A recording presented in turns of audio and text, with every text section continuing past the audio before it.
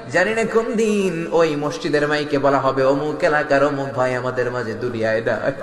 জানি না কোন দিন মালাকুল মাউতের হাতে ধরা পড়ে যায়।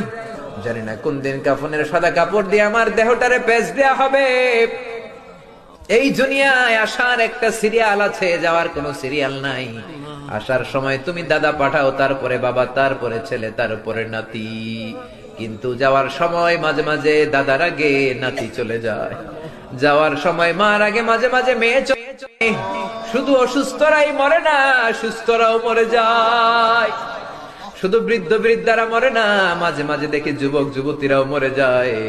হসপিটালের শুধু রোগীরাই মরে না, মাঝে মাঝে শুনি ডাক্তাররাও মরে যায়।